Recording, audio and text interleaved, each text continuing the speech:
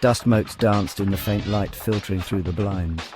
John rummaged through his old box of keepsakes, then his fingers brushed against it, his old flip phone. A blinking light indicated an unheard message. He pressed play. Her voice, so familiar, like a warm breeze on a summer day. Then the beep, the empty silence was deafening. Her laughter echoed in his ears, a haunting melody that both soothed and stung. He remembered the day she left that message. They were young, carefree, their future an endless horizon of shared dreams. The world was their oyster, their love, their pearl. He could almost feel her hand in his, her head resting on his shoulder. It was their song playing softly in the background, the one they danced to on their first date. He remembered the way she looked at him that night, her eyes sparkling with love and promise. But the memories only amplified the pain of her absence.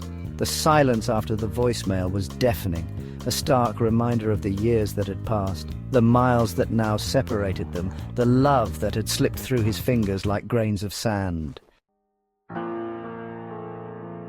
Memories, vibrant and bittersweet, flooded his mind.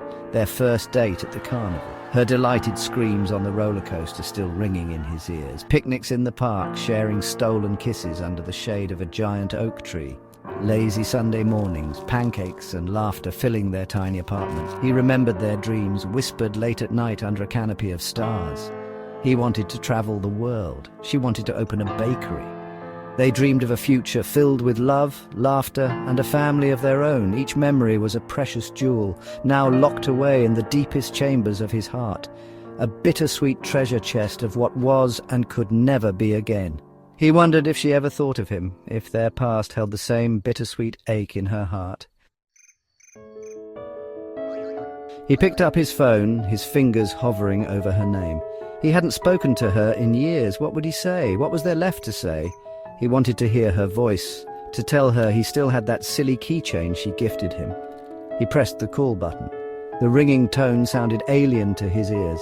Then a robotic voice informed him the number was no longer in service. He wasn't surprised, yet a wave of sadness washed over him. She had moved on, built a new life, a life that no longer included him. He sat there for hours, the phone slipping from his grasp. The sun dipped below the horizon, painting the sky in hues of orange and purple. He stared into the distance, accepting the bittersweet truth. Some loves are not meant to last, but their memories, like the fading light of day, would forever hold a special place in the tapestry of his heart.